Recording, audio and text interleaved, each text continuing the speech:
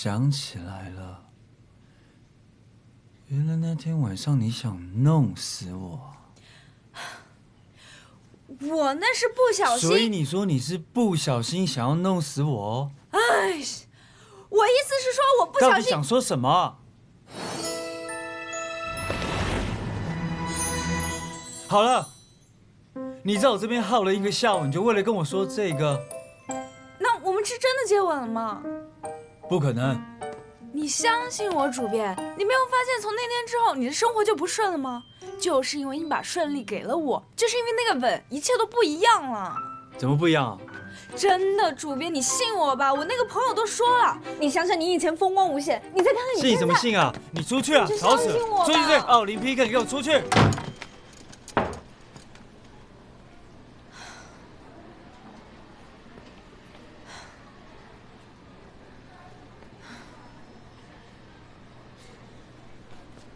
其实呢，以前你要是跟我说什么运气会交换，我也不信。但现在，我不叫奥林匹克，我叫佟小优。这一切要从那天说起。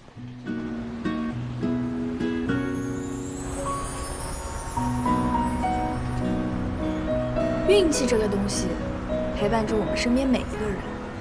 有人说运气是心情的一部分，有人说运气是实力的一部分，可是从来都没有人说得清楚，运气它长什么样子，是什么样的颜色。而这，就是我想象的运气。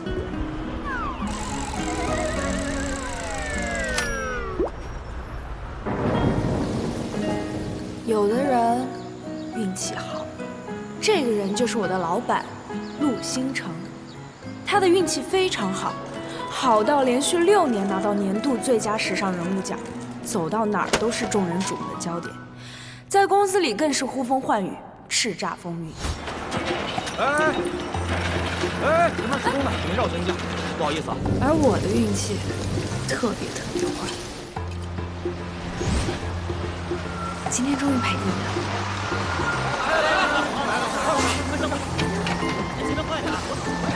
快上！你别耗劲儿了，上面太挤了，赶下头。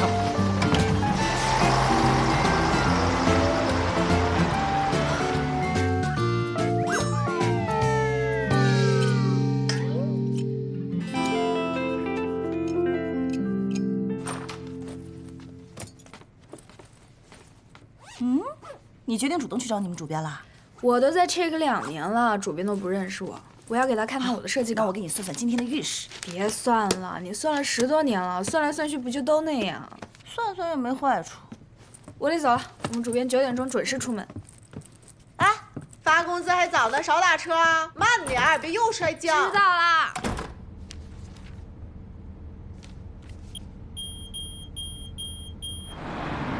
这怎么回事？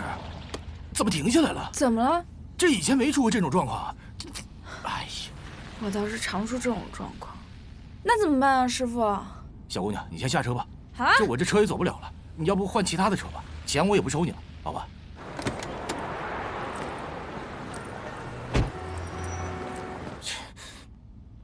哎，有电了！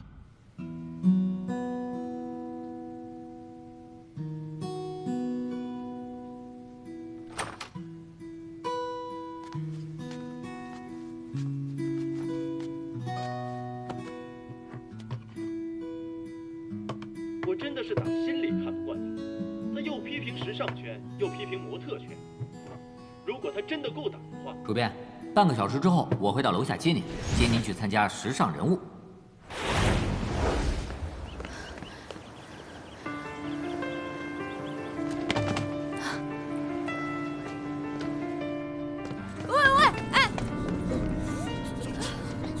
都超重了还挤。哎，真是这么眼力劲儿，什么关什么了？关一下10了，关一下10了。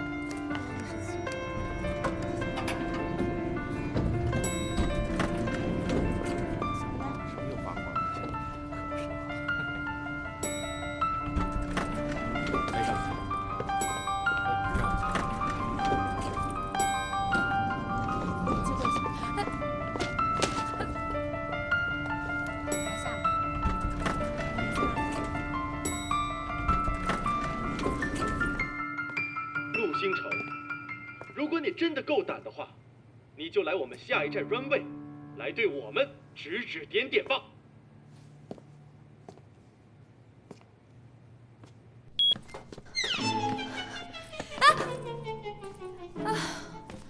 我一定要在他上班前遇到他。主编，请您推荐我加入设计部，我真的很想成为一名服装设计师。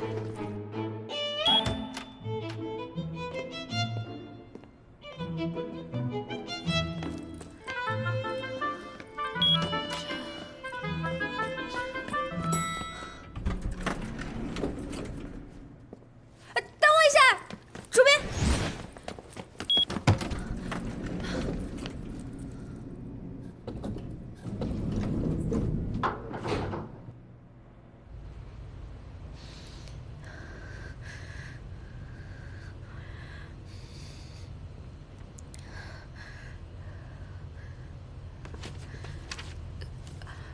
陆主编，拿来。你们真厉害啊！现在连我住几层都知道。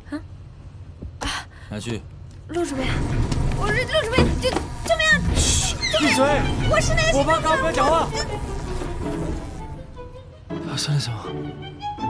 干什么回事啊？我也不知道。你这个倒霉鬼！陆主编，我不是您的粉丝，我这次过来的目的主要是，我希望您，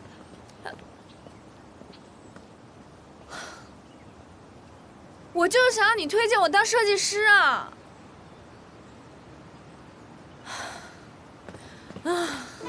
你说这500块我该怎么花呢？啊？星辰，走。早安。啊，你跟我坐嘛。香奈儿新出了2件衣服，你帮我选一下。哦，还有上一期的工作报表，你帮我看一下嘛。我早上好早就起来了。你觉得我今天这个裙子怎么样？是不是还可以？哎，我觉得我们今天好搭。待会儿进场的时候，我们能不能显得亲热一点啊？好不好？好不好嘛？我觉得还是不要让别人误会我们的关系比较好吧。我不过就是想和你做对契约情侣，接一些大品牌的秀，你好我也好，为什么就是不愿意呢？巴萨尼奥挚友如过，以传旨悉数于你这本难。威尼斯商人看了有2个月了吧？下次要不要考虑换一本《机器猫哆啦 A 梦》啊？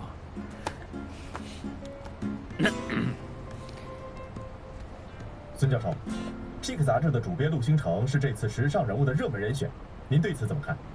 陆星城已经连续6次获得时尚人物的称号了，如果这次继续获得也并不奇怪。前不久他刚刚预测了这一季的流行趋势，果然引起了众人的追捧。看来陆星城的每一次预测都可以在时尚圈引发一场地震呢。哈你喽。来得及哈，就快到了。最近很火的综艺《下一站 Runway》一直在挑衅陆星城，对此您怎么看？他们2个打嘴仗已经不是什么新闻了。在之前，陆星城还批评过下一站 Runway 只注重选秀而忽略了设计的本身。如果他们不是故意炒作，那就说明他们之间本来就有恩怨。哦，所以呢，我们主编哪有那么小肚鸡肠？你再废话那么多，信不信我开除你啊？看这个设计。早，小优。走。哎，文健，小优，你总算来了，饮水机没水了。一会儿就好。小优，一早上都没水了，我都渴死了。马上啊。黄小优，泡水了，帮我泡杯茶，谢谢。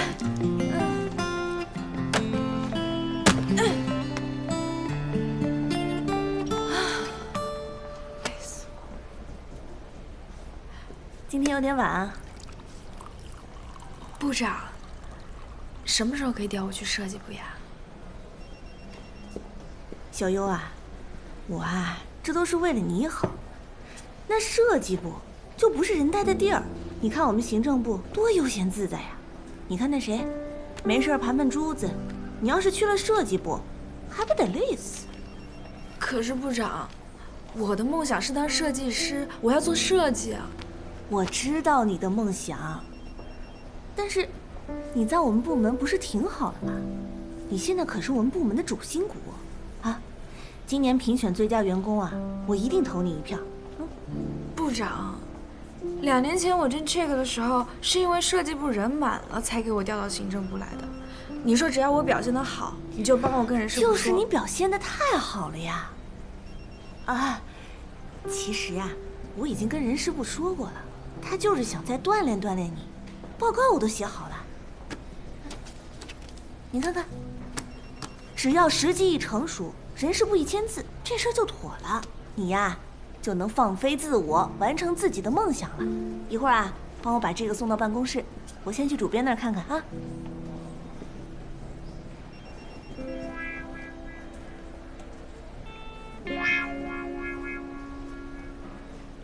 好嘞，谢谢媒体的朋友。我们现在不接受采访啊，一会儿再来。我们主编啊，很喜欢拍照。哎呀，王总，不好意思，路上堵车呀。看您说的，陆主编能来啊，都蓬荜生辉了。来，这边请，先合个影，然后进去观礼。是这样的，奖呢马上就要颁了，但是今年这个奖给了程佩玉，程总。这是什么？程总，他不是致力于慈善吗？这奖给他干什么呀？程总去年创办了新品牌严格。哎，你不要跟我讲这些，你们这奖办得太有创意了。我祝你们这节目越办越好啊！哎，不好意思，不好意思，让一下，谢谢。哎，差不多就可以了。行了，媒体朋友，好了，谢谢啊，谢谢。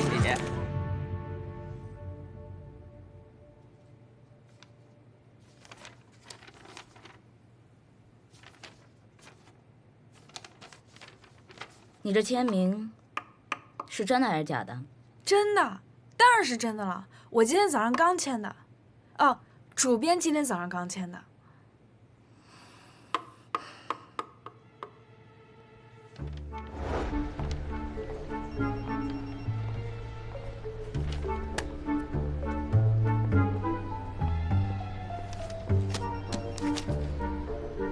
真的假的也无所谓了，反正也干不过3个月。来，给你。这个奖怎么会颁给了程佩玉？就是哦，去年创立了品牌，今年就获奖了，绝对有黑幕，他绝对有黑幕。肯定是。那个陈佩玉老公是谁呀？是陆任，他是那个什么教授，到处都是他的人，连我们时尚圈半壁江山，这一半的人都是他的学生。他说一句话就可以决定一个设计师的生死。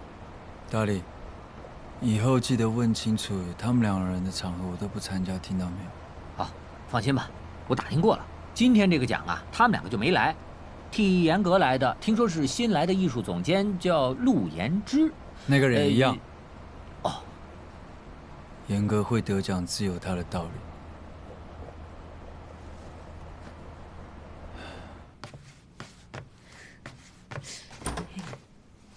啊，我回来了，累死我了。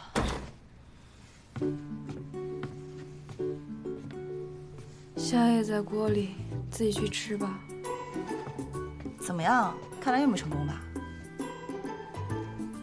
唉，没成功也没事儿，2年之后又是个好日子。我明天就要去设计部啦！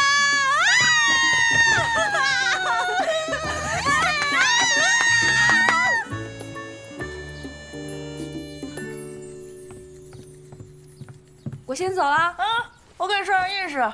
不用算了，只要坚持每天比坏运气先走一步，我早晚会成功的。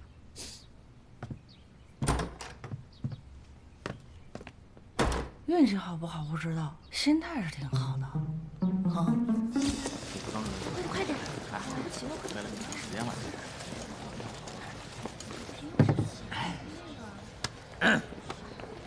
那个，你们俩设计的？哎，是。你们俩再等会儿啊。请问一下，这是谁设计的？我设计的。老刘，是你设计的呀？什么东西？主编说的。你们俩，啊，这是你们设计的啊？天才呀！你是用什么设计的？啊？你是哪儿来的理念？你是用你头想的，还是用你屁股想的？我用我脚画的都比你画的强。你们可真是天才。大力哥，哎呀，来了。我给你介绍一下，这是设计部的黄丽，设计中的天才，还会点设计的天才佳琪，来到这边啊，我为你介绍一下设计部的一拳天才，阿林，脱稿天才，小坚，偷懒天才，比利，天才中的天才，老刘，天才中的极品，坐下。大家好，我是从行政部调过来的童小优，请大家多多关照。大力哥，我坐哪儿？哦，对，来，等这个黄历被开除了，你就坐这儿。跟我来，你现在临时办公的地方啊。小白，这位是不是，这是你的新同事龚小优。你好。把这些垃圾收拾一下，帮忙。哦。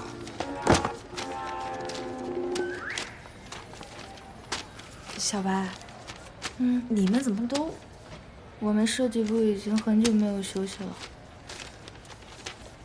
了。欢迎你加入我们不休息行列。你做这是什么东西啊？我马上改。出去。就这样，我顺利地进入了设计部。然而，我服装设计师的生涯还没开始多久，便天真的以为主编看到了我的才华。大力，主编，帮我备车。好的。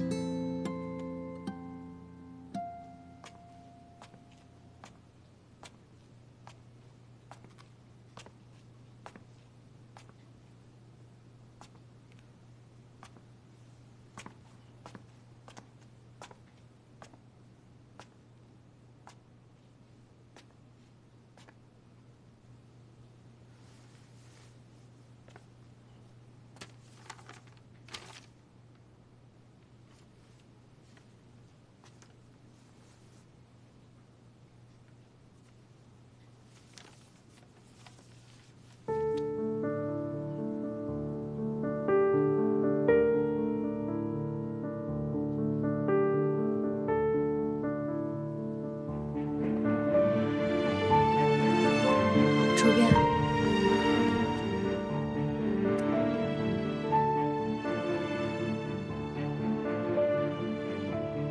这些画是你画的？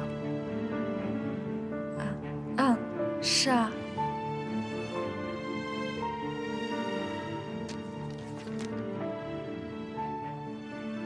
浪费时间画这种优质的东西，这是浪费我们7个的工资。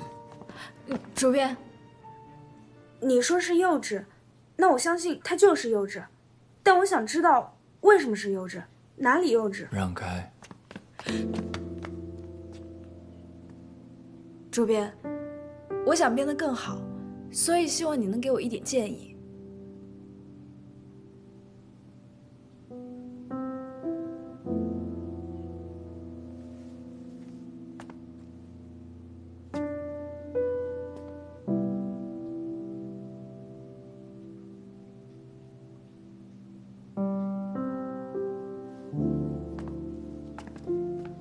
垃圾，这一切怎么跟我之前想象的完全不一样？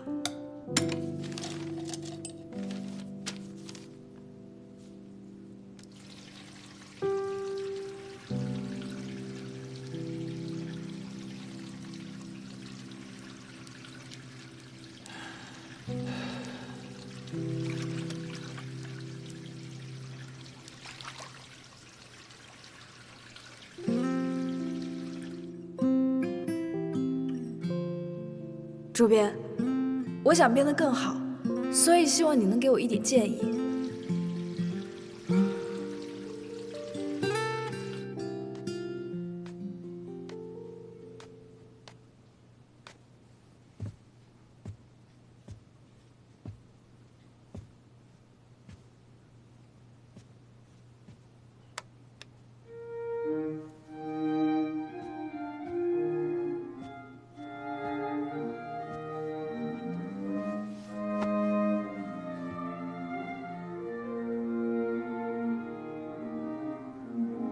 妈妈，妈妈，你帮我看看这张画要怎么改，我想变得更好。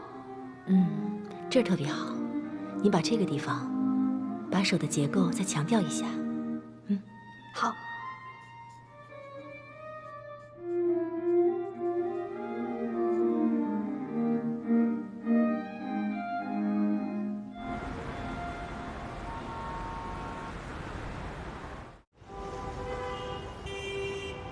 早上好。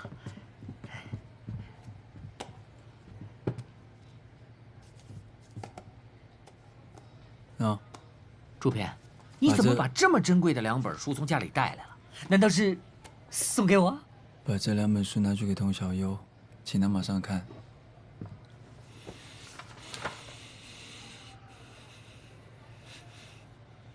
你干嘛？我嫉妒他。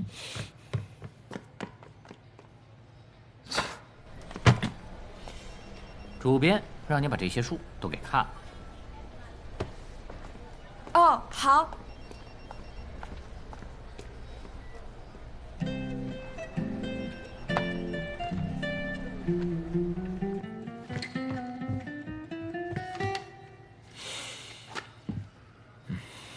你怎么回来了？我送完就回来了。我是要你盯着他把书看完，然后拿回来。哦，快去呀！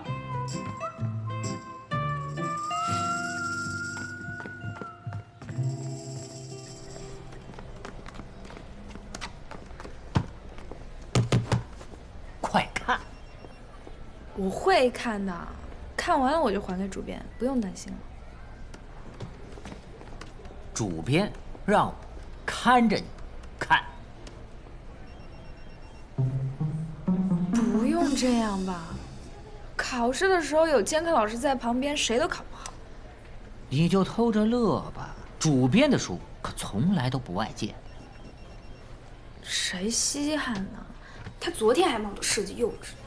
哟，你问问，整个杂志社他哪个人没骂过？包括这么优秀的我。那他骂就骂吧，他好歹告诉我为什么幼稚啊，一句话都不说。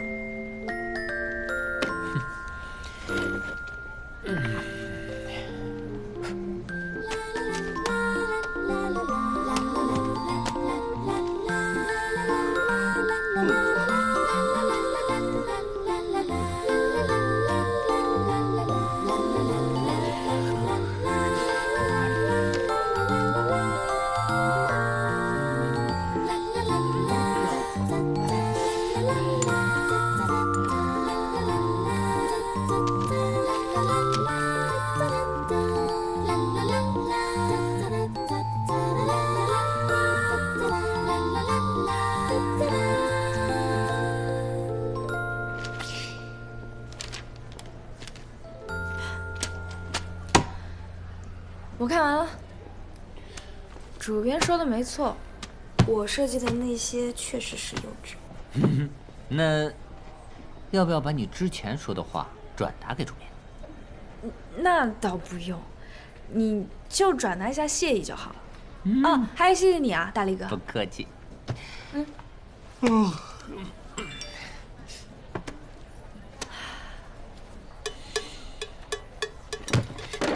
干嘛不带上我？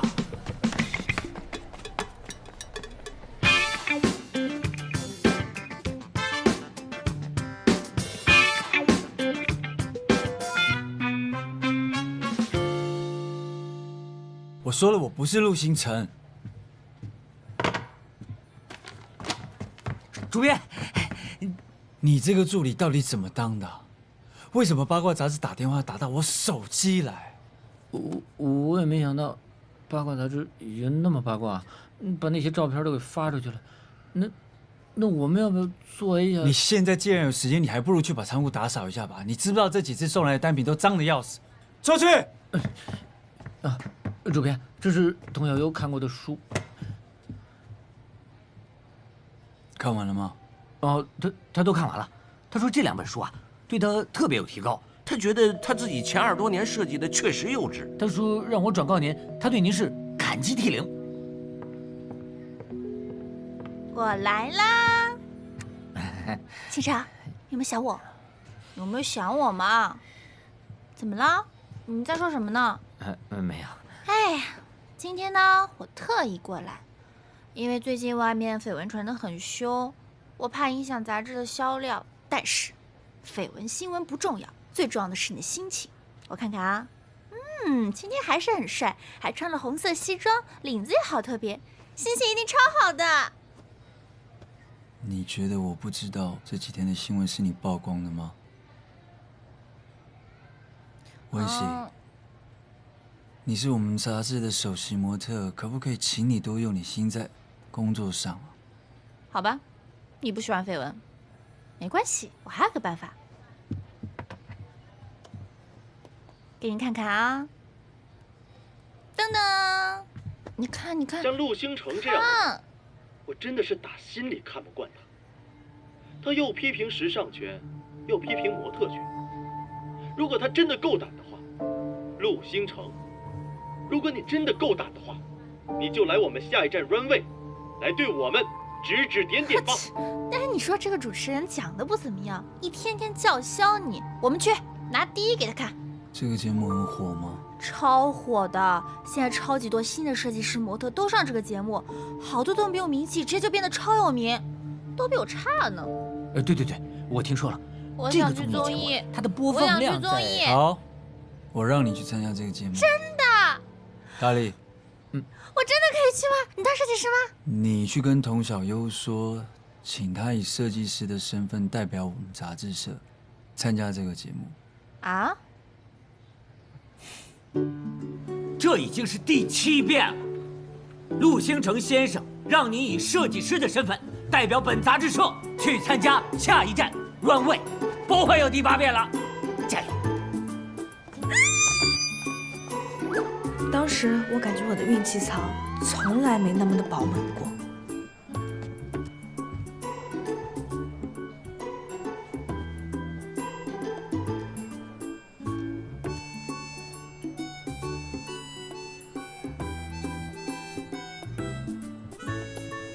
包哥，哎，还是老样子，多加肉。好嘞。你呢，小优？啊？吃点啥？我也老样子。好，行。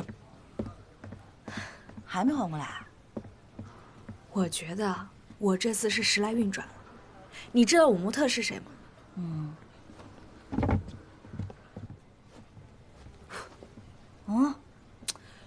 温熙啊 ，Chick 的首席模特，智慧女生，不仅走秀走得好，生活感悟写的那叫一个美。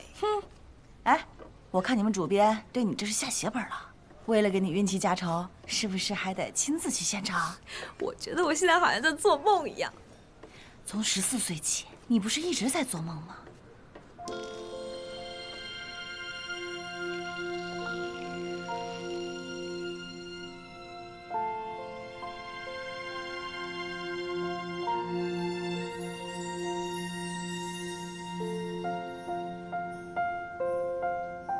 你也喜欢这件礼服吗？我从来没有这么喜欢过一件衣服。我也很喜欢，相信我妈妈一定也很喜欢。这是你做的？是啊，这是我即将参加风尚杯的作品。我也想做出这种，当别人一眼看到就会感动到流泪的衣服。我可以吗？只要你肯努力，一定可以的。我叫童小优，你叫什么名字呀？那件衣服真的带给我特别特别大的感动。就你这故事，我都听了10几遍了。哼，我都听几10遍了，每一回都一样，细节都那么生动。哎，这证明他喜欢那个男孩。你们胡说什么呢？我在说，咱俩都在等。你在等什么？等打烊啊。那肯定是你先等到。那就借你吉言了。哎，那必须的呀！你看，今天豹哥都亲自端面了。你以为我想啊？这不小亮回家娶媳妇了吗？哎，那我可得多来几次，沾沾喜气儿，说不定哪天我也脱单了。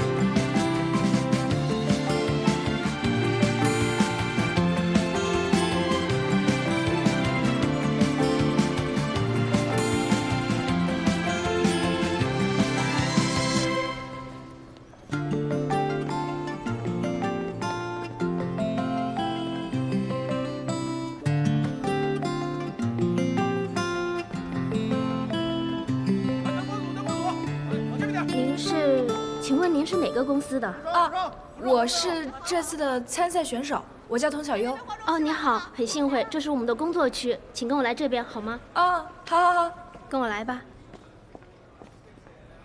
请注意脚下安全。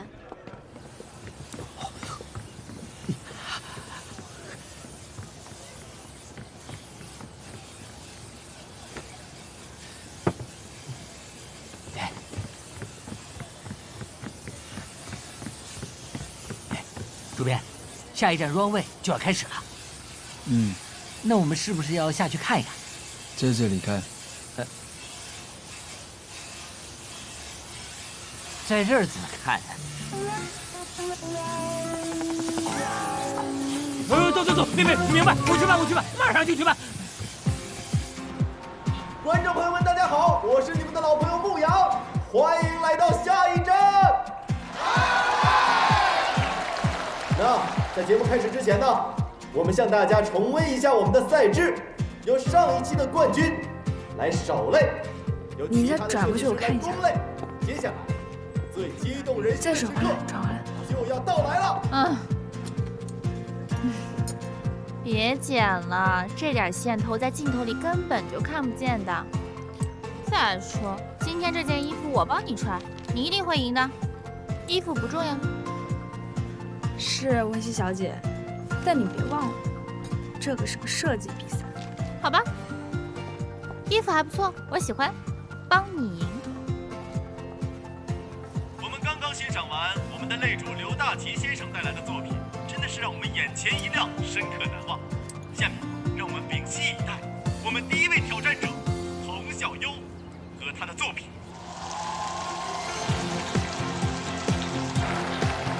童小优女士是时尚第一刊的设计师陆星成先生介绍过来的。想必大家都知道陆星成先生在时尚圈是什么样的地位。陆星成先生让设计师往左，绝对不会有人敢往右；让模特往上，绝对还会有很多人趋之若鹜。我曾经在节目里邀约了很多次陆星成先生，这一次他终于如期所愿的到来。如果我们这期的节目有非常好的收视率，那么陆星成先生有你一半的功劳。文熙小姐虽然不用再过多介绍，但是我在这里还是想，她能登上我们 runway 的舞台，也是她非常荣幸的一件事情。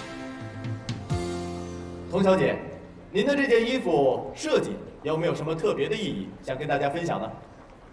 大家好，我叫童小优，在我14岁的时候，我就梦想着成为一名设计师。今年我24岁了，这个梦想我已经坚持10年了。这件衣服代表的是我对设计的爱。可能很多人会觉得，爱是一件很复杂的事情，但我想说，爱很简单。是爱让我坚持了这么久，也是爱让我能走上今天的舞台。谢谢大家。童小姐对设计的爱，真的是让人佩服。下面，我们请各位评委老师对你的作品进行点评。我感觉你这件衣服的剪裁有点问题。我也是这么认为的，尤其是这条裤子。显得十分的廉价。我觉得你从腰带的颜色选择上就是一个错误。你选择黑色系的话，我觉得效果可能会更好。不是，这童小优的设计有那么差吗？他设计的这套衣服剪裁精致，十分通用，深浅层次表现得恰到好处。那您这是为童小优打抱不平的吧？牧羊明显买通评审，就为了打我的脸，你看不出来吗？那你为什么还让童小优去啊？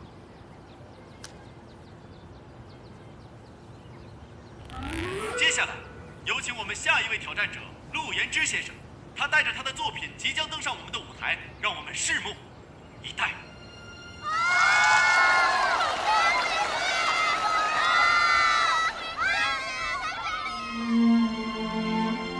天啊，李七！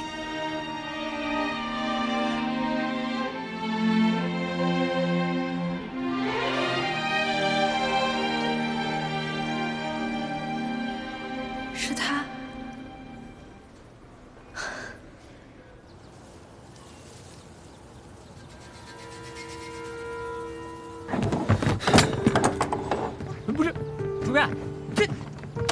怎么了？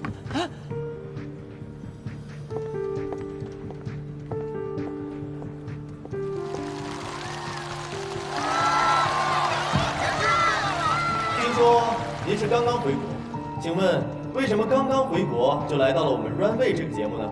我虽然刚刚回国，但是我对国内的行情还不是很了解，所以就先来试试水喽。深入眼之。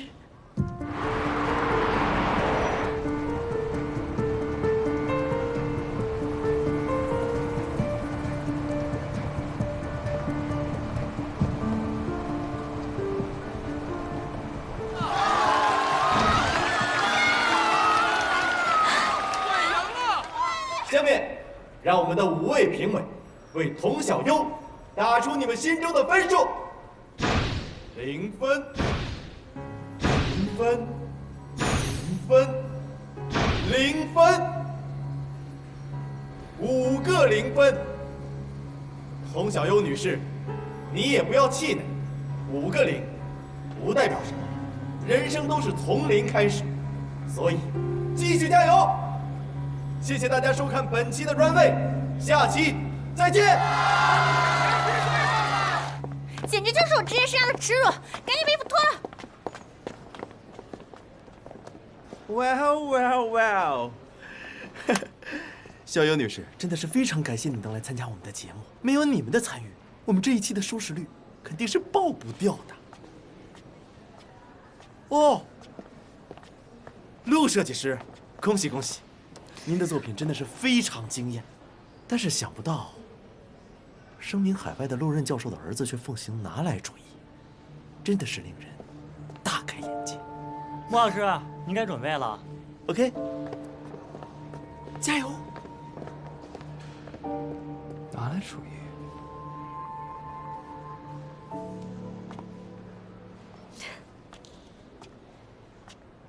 嗨。嗨。还好吗？很好。那个比赛的输赢不重要，重要的是能够重新再看到你，真的太好了。确定你还 OK？ 我真的很 OK。你可能不知道，你设计的泥机，还有你，一直都是我实现梦想的一个目标。我能成为设计师，今天站到这个舞台上，都是因为你。我再次见到你，我真的太激动了，太激动。你还挺特别的，一般人输掉比赛不应该是很沮丧，可是我感觉你好像很开心的样子。我是很开心。确定还好吗？没事啊，你还记得我吗？我们之前见过？没见过。嗯，陆元气，我去，太小了。喂，主编，你不能因为我输比赛就打人啊！喂，哎。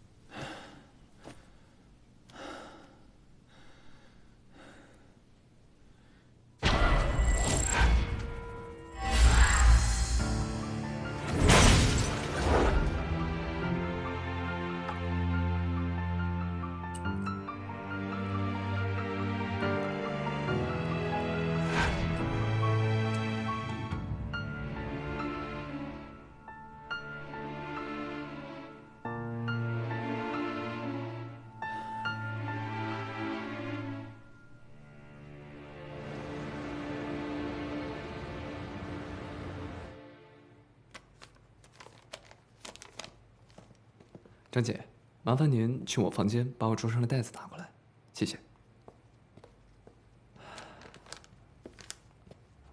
爸，您找我。坐。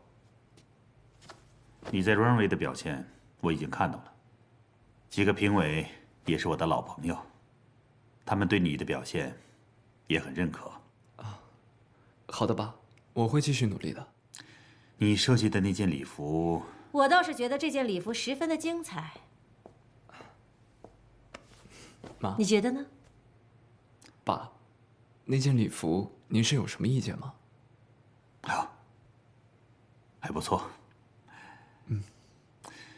你从国外回来，一直游手好闲，你到底有什么打算？我这刚刚回国，之前那些老朋友老是联系我。我跟你爸只是希望你多交些设计界的朋友。好的，爸妈，我知道了。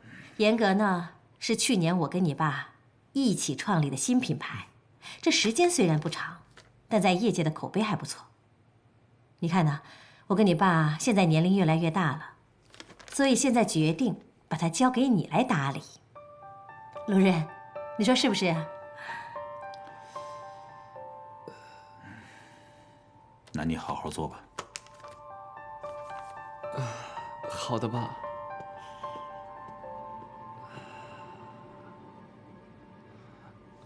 对了，妈。那天 Runway 比赛完之后，主持人牧羊跟我说了一些很奇怪的话。您让我参考了那张图，确定是您设计的草稿吗？你问这个干嘛？妈，如果一定要让我参加比赛，我也可以自己设计。我只是觉得参考您的。你连你妈都怀疑啊？想让你爸认可你，按我说的去做就行了。好，好，好，妈，我知道了啊。小陆先生，张姐，谢谢。妈，什么东西？我给您做了一个世界上独一无二的包，是我亲手做的。您可以搭配不同的衣服，在不同的场合。胭脂，你这几年留学都在学些什么？能不能做点有用的东西？我只是希望你花时间在设计上面，你老做这些有的没的。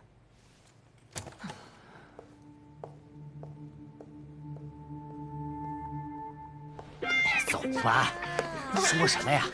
你都别还嘴，没准啊，还有3个月赔偿金。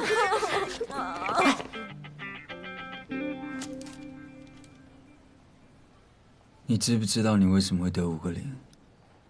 可能是因为我的对手陆延之先生实在是太强，真的，我这几年在整个行业里面都没有看到比他更优秀的作品。那个裁剪，那个线条，行云流水。但是，我觉得他这次太执着于布料，让衣服的可穿性降低了。啊，是，我现在就带他去办离职手续。办完手续带他去那个黄历的位置坐。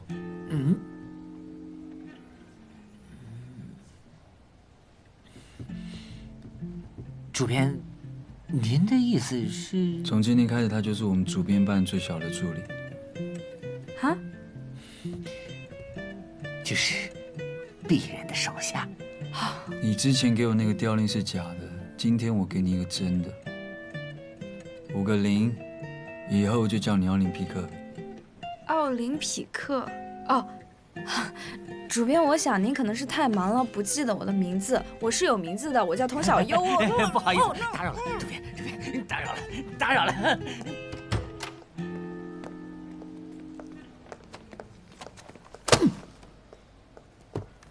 这是什么？这是你的保命符。保命符。陆主编工作习惯：每天早上1杯美式咖啡，加冰不加糖，不许带有异味的东西来办公室。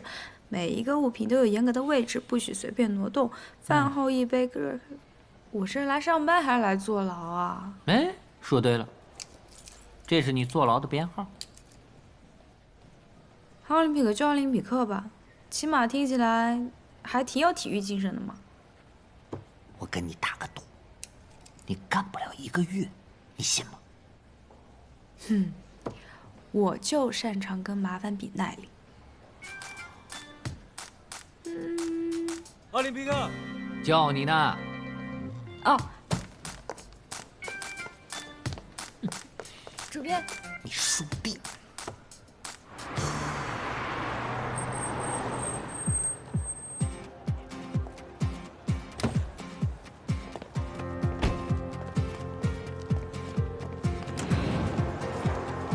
赶快把开会的资料准备好。好的，好的。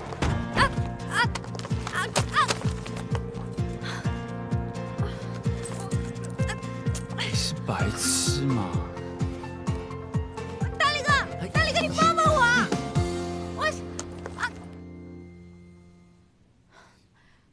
好，我马上就到。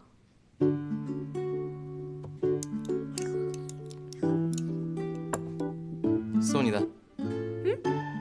是啊。别着急，慢慢吃。怎么到了设计部这么忙啊？我来不及了，爸爸，让茹茹给你。哎，你。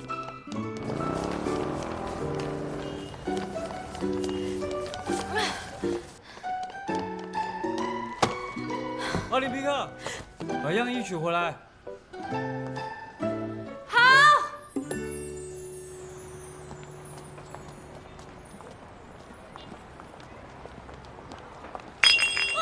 喂，小心！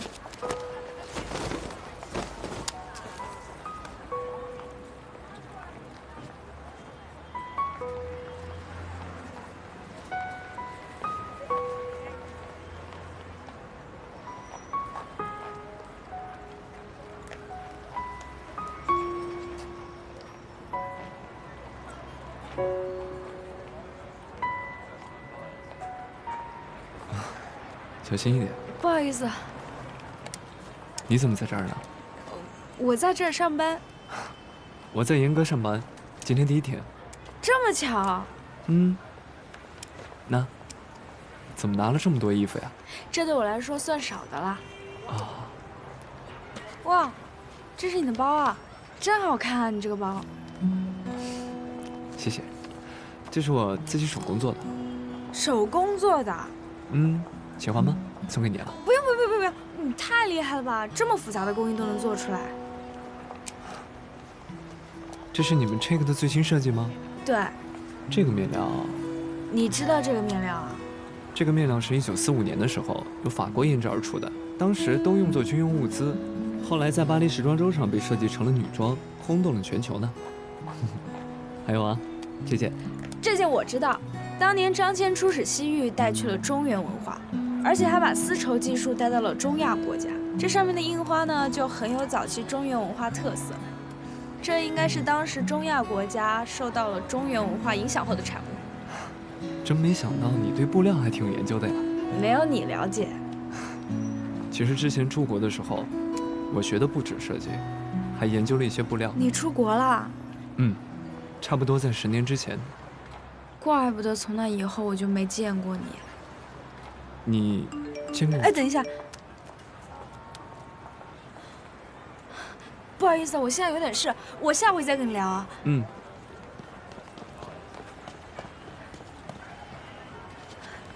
对了，你还记不记得10年前有一个想学设计的女孩啊？10年前的事情我记不太清了，但我现在遇到一个。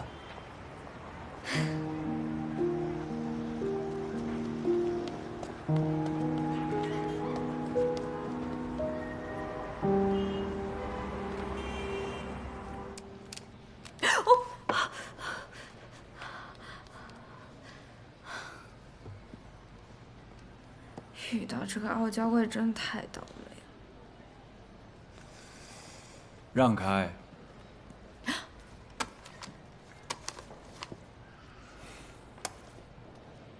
主编，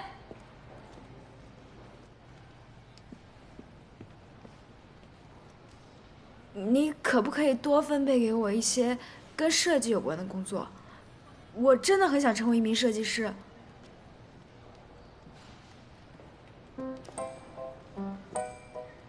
这让你去拿5个0啊！我是想多接触一些跟设计有关的东西，而不是做这些杂事。做什么？杂事？你主编，我主编啊。当然您是主编了。那就照我说的去做。谁把垃圾桶放在这边啊？收拾干净。陆星辰，我就是要做设计师，我一定要做设计师！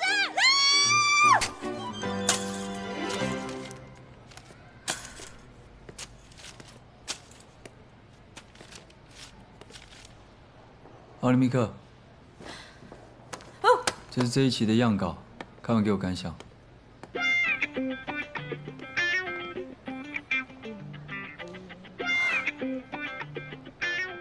早说嘛，吓死我！你好，我找一下设计部的童小优。哎，你是陆言之吗？就是那个跟童小优一起参加比赛的那个设计师。嗨，真的是你啊！你好帅啊！那辛苦。啊，童小优他现在不在我们公司设计部了，他现在是我们公司主编办职位最小的那个助理。助理。嗯。那辛苦。好。童小优在公司吗？他出去办事儿了，应该马上就回来。好，那我等他一会儿。嗯，谢谢。好帅啊！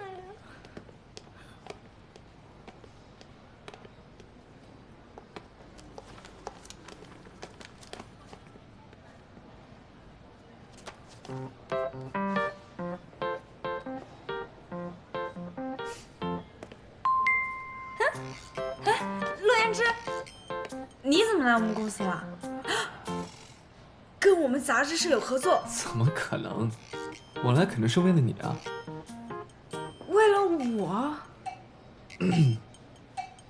我刚刚听说，你已经成了陆星城最小的助理了。对，我想跟着他学点东西。那这个可能现在很适合你，记得回去好好看。什么呀，这是？头发乱了。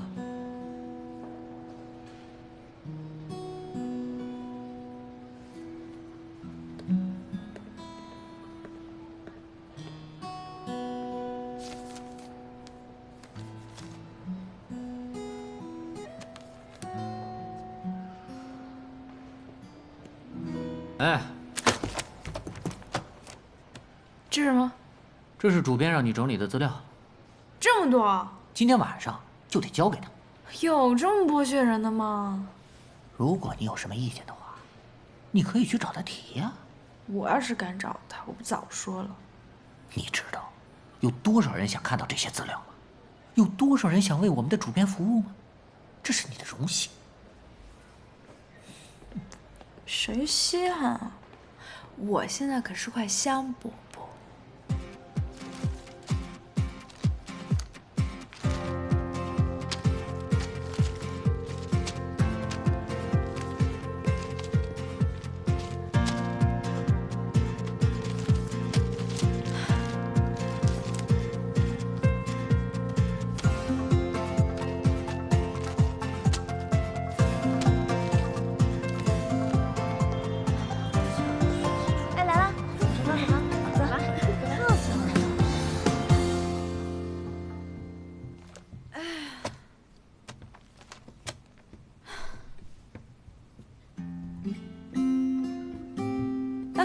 主编，这些是你要的布料，这个是大家的工作总结，这个是你要的素材，我都整理好了。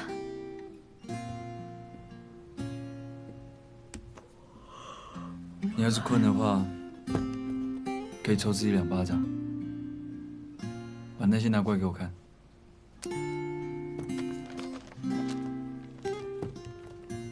主编，你都不会累吗？像你这种一天工作不到8个小时就会累的，应该是还没进化好的人。又不是所有人都像你一样天赋异禀。那你凭什么想当设计师？我没有天赋，可是我也是有目标的。会实现的叫做目标，不会实现的叫做什么？你知道吗？白日梦。那如果我跟你一样，每天工作15个小时，我也可以变得像你一样优秀吗？不会。那如果你会过劳死。那我先去死了。回来，把这边全部做成电子档。什么时候要啊？明天早上。啊？啊？如果是大力的话，几个小时就能做完。我让你到明天早上，你啊什么啊？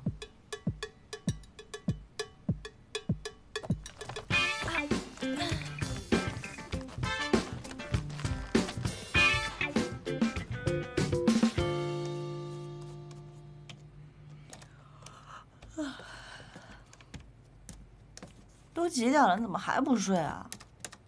我不能让他看不起我。又跟谁置气呢？陆星辰，我虽然不如他有天分，但我不想连努力都输给他。什么啊？他让我整理的稿件。行吧，打字我擅长，我帮你打，你去休息休息。不行，他虽然人不怎么样，但让我整理的东西还不错，我就算因祸得福了。我是怕你还没实现设计师的梦想就先升天了。不行，我要撑下去。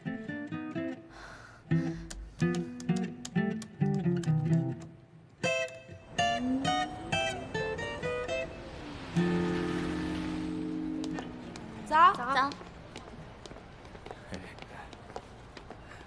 好嘞，没问题，一定严肃处理。对，这个问题是我们的失职，我们的失职。好的，我们常联系啊。抱歉，对不起啊，我们保持联络。童小优，你干的好事！我又怎么了？这些稿子是你审的吗？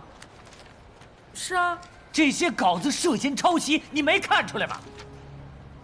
这怎么可能呢？这是广告客户给我的稿子。我们这审稿是为了什么？就是为了避免这种事情的发生。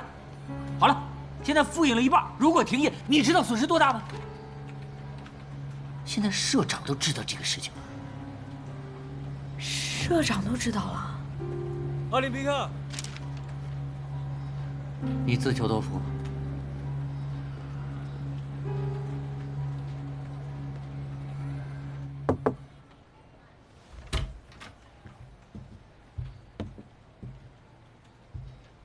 我说呀，我才休假几天回来，公司就发生这种事儿。你就是童小优？我说陆主编呢，这么大的失误，你得给公司一个交代呀，不然其他员工也会跟着懈怠的。说完了吗？我也是公司副主编呐，发生这种事情我也有责任有担当的呀。Hello， 这次的责任我已经说过我会处理。我说的不够清楚吗？你怎么处理？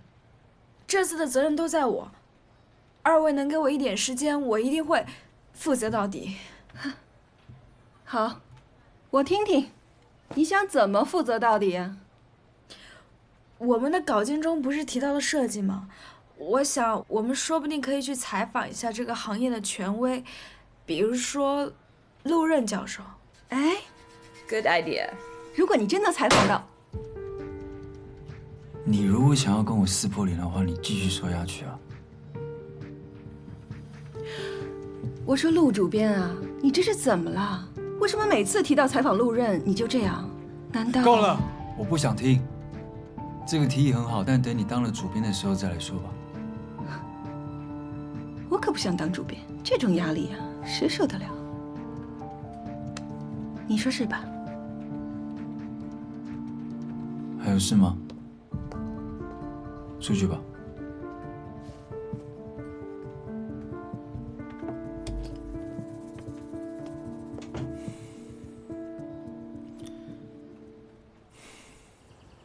画的完美一点，一点瑕疵都看不出来啊！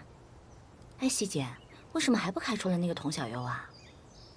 林副主编本来想开除他的，谁知道被主编保下来了。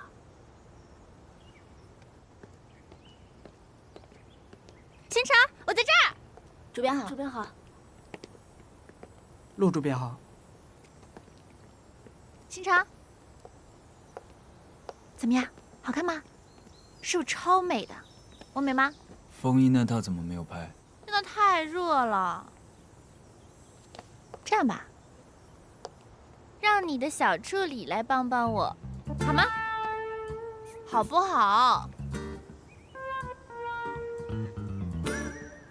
走吧。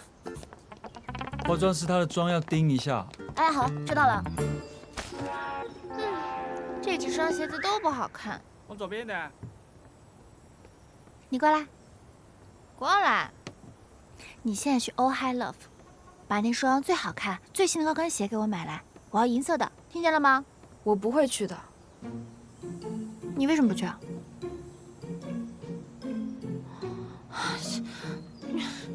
新城，新城，你过来，你过来。我觉得他这个环境有点单调，待会再让你帮我修，然后我再去看看有没有什么场景。好的，我错的地方。好，先麻烦你。你等着。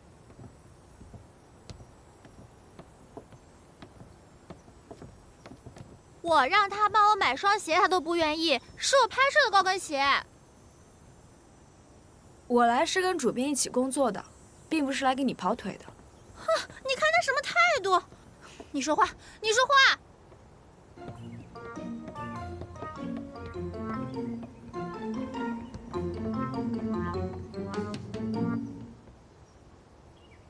他说的没错。10分钟后，如果你再不换装，我们就换人。小欧过来。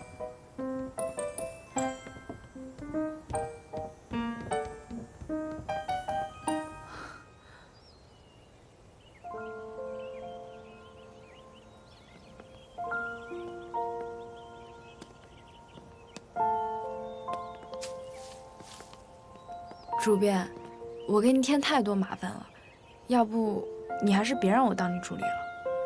这就是你对你的梦想的坚持啊！真的，我从小就很倒霉，不仅自己倒霉，还容易牵连到身边的人。你不要为你自己的无能找借口好不好？我证明给你看啊！主编等着。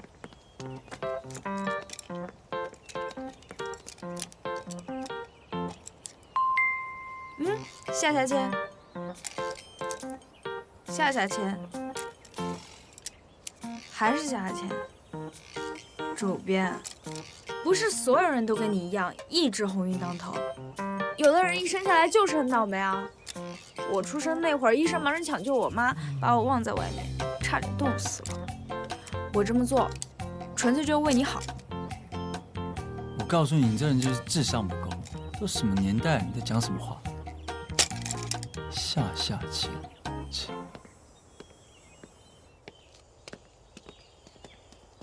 主编，你帮了我这么多忙，我真的不忍心把霉运传给你。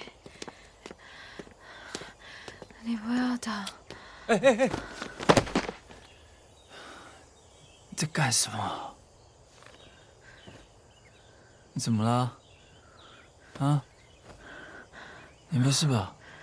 我低血糖。低血糖？让开！起来！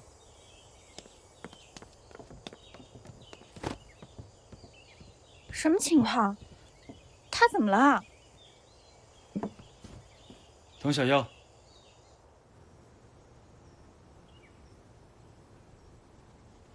童小妖，你对他倒是挺好的。难道你要看到他死在我怀里吗？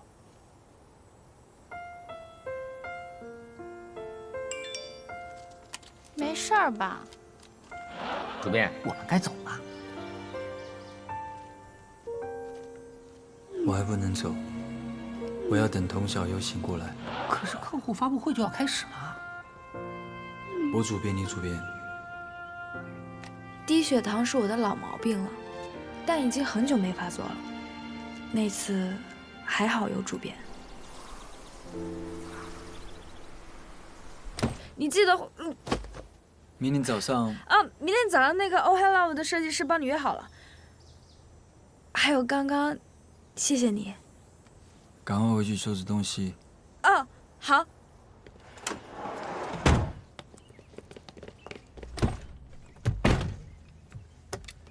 大力。哎，主编。待会帮我买糖。买什么糖？什么糖都可以。不是，主编，您不是不喜欢吃糖吗？买那种东西。你什么时候废话这么多啊？开车。好。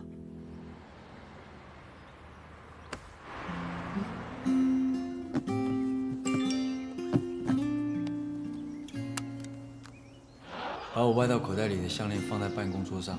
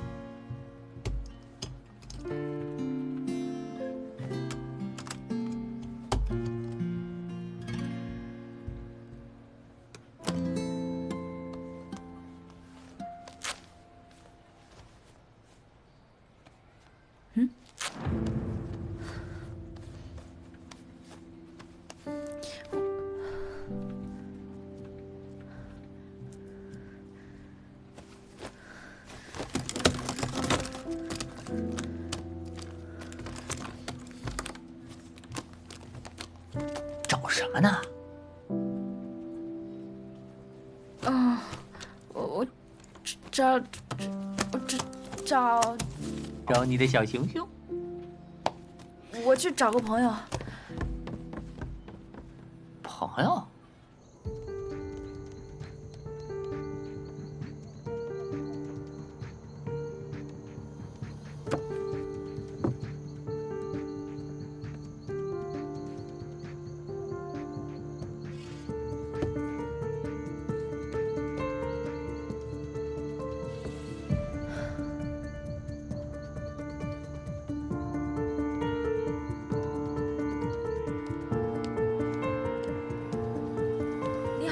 我想请问一下，你们有没有这种款式的戒指？没有，对不起啊。谢谢。你好，请问你们有这种款式的吗？没有，不好意思。你好，我想请问一下，你们有没有这种款式的项链？不好意思，没有。那戒指呢？也没有。谢谢。你反正得来接我。你要是不来接我的话，我才不去。戴笠哥，你还没下班啊？啊。我再约个局。我问你件事儿呗，你知不知道主编脖子上老戴那个项链啊？当然见过，那是他的命根子。那你知道他在哪儿买的吗？不知道。那算了吧。你问这个干什么呀？我觉得还挺好看的，我也想买一个。啊。我也觉得挺好看的。哎，我给你讲个故事啊。在前几年啊，我有一回把他那项链弄到了地上，我的妈呀，他差点让我去看库房。怎么的？你到了？好嘞好嘞，我马上下来啊。等我，亲爱的。哎呦，准备开始了。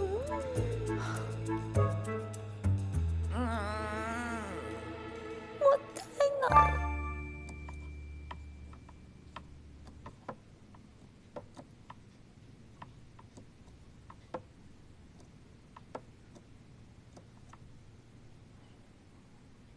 他怎么了？小优，是不是我今天面做的不好吃啊？我把我们老板的项链丢了。我当是什么事儿呢？不就是一条项链吗？你直接告诉他丢了不就好了吗？他会杀了我的。哎，人无完人，毕竟你也是初犯。不是初犯，我之前已经犯过一次死罪了。杂志定稿的时候，有一张图是抄袭的，我没发现，直接拿去复印了，被社长知道了。啊！但主编也没有辞退我，反倒是帮我弥补了错误。紧接着，杂志拍摄我又跟模特起了冲突，但主编还是站在我这一边。关键时刻我低血糖犯了，晕倒了，是他救了我。哎，你说话能不能不大喘气儿啊？心脏不好都让你吓死了。我是不是误会我们主编了？虽然他平时对我这么剥削，但关键时刻他让你倒在他怀里。你能不能不要这么花痴啊？宋如如，我都说我晕倒了，你不关心关心我？我当然关心你啊，但这不是看你好好的吗？所以更关心你的终身大事。哎，听你这么一说，老板也不是油盐不进的人啊。你看看你这犯了几个错误，随便拿出来一个都能千刀万剐。这一对比啊，丢项链真不算什么。大力哥说了，那个项链对他来说非常重要。你以后打算怎么办啊？我要不去国外躲几年吧。如如，你可千万别找新的室友。你可拉倒吧，你充个公交卡都10块钱10块钱的，你还有钱去国外？要不你找一条一模一样的？我在网上都搜遍了，根本就没有一模一样的。我请了一个人来，不知道他有没有办法。网上肯定是没有一模一样的，但只要给我一张项链的图，我就可以帮你搞定了。你终于来了。嗯，你说你可以做。对啊。对，你一定可以。图是吧？图我有。走，谢谢。这个是我画的图，一模一样的。我看看啊。这么相信我啊？不相信你是死，相信你还有可能活呢。我相信你。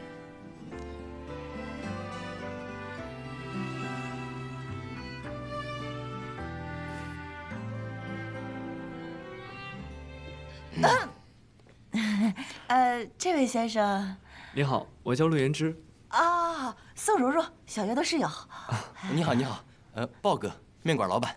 陆言之，你好。豹哥的面馆看起来还挺好的，我正好需要一个场地做这条项链。场地？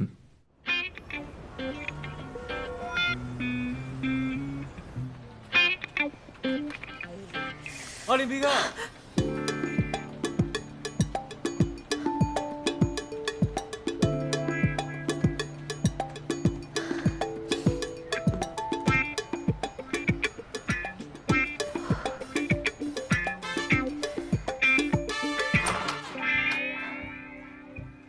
主编，什么事啊？我的项链呢？项链？啊，我想起来了，我放昨天那个包里了。明天我一定原封不动的还给你。我现在就要。啊？现在啊？还好，我小时候的偶像在我最绝望的时候向我伸出了援手，我都还来不及好好谢谢他呢。当当当，怎么样？哇，真的一模一样。能帮到你就好。我得先回去了，下回请你吃饭。一言为定喽。请进。主编，项链我给你找到了。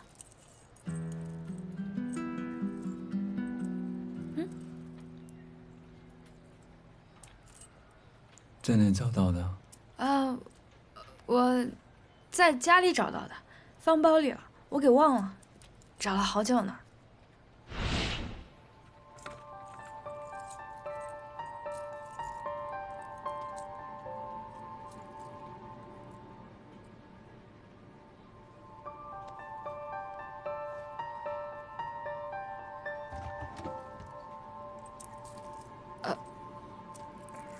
主编，对不起，我不是故意的。不过你找到了，怎么不告诉我呢？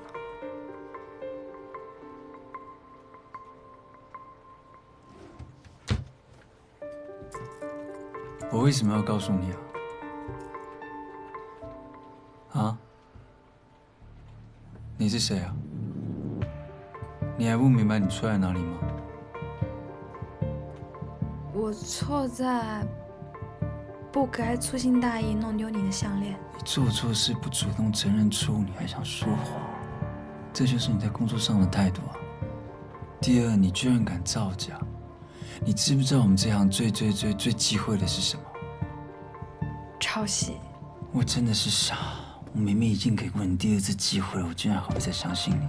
对不起，主编，我知道错了，我也是想了很多办法，我不小心把你的项链弄丢了，然后我就想上网找一下，可是网上根本就没有一模一样的卖，我迫不得已我才找人帮我做。够了！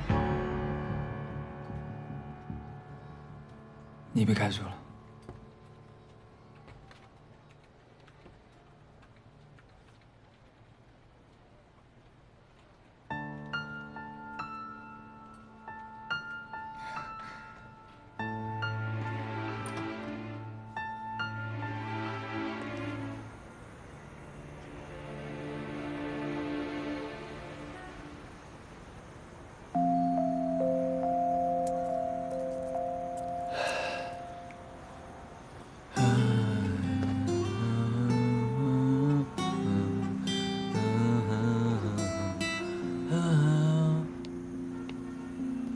在这破公司干了2年，现在让我走，还真有点舍不得。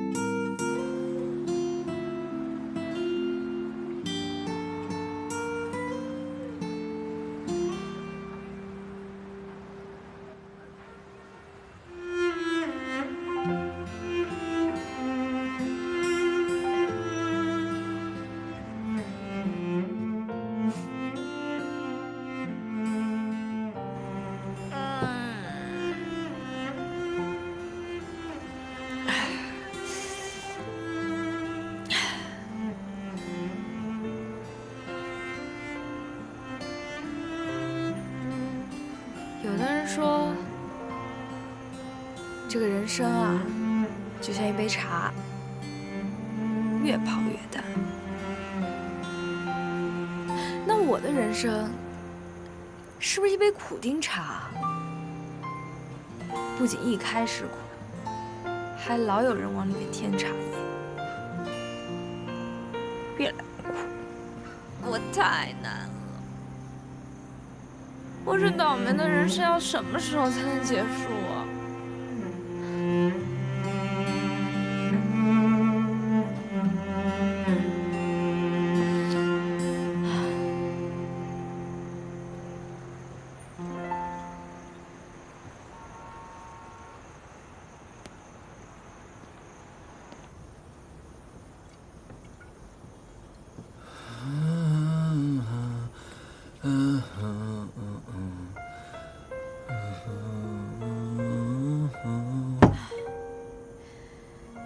陆星辰，喝酒呢？我现在正式向你提出辞职了，老子再也不受你的气了！你在开玩笑吧？是我开除你。开除？你有什么了不起的？你现在拥有的这些，不都是因为你运气好吗？你要是没有运气，你就什么也不是。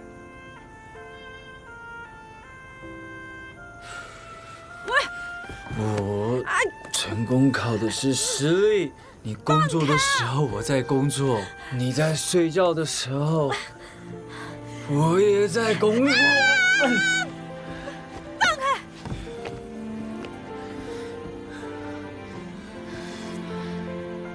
那是因为你睡眠不好。累死我了。怎么样？你还有什么话要说啊？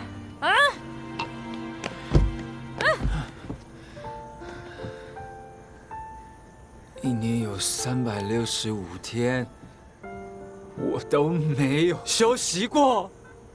你跟朋友去看电影的时候，我也在工作。那还不是因为你没有朋友？你有朋友，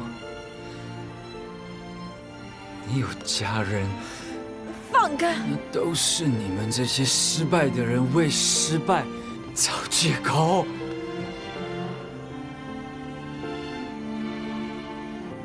没有家人，我没有朋友，在我陆星辰的字典里面，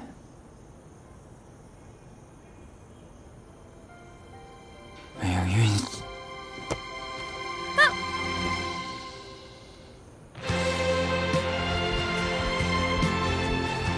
很多关于我和主编的事情，从那一刻开始，其实怎么说都说不清楚。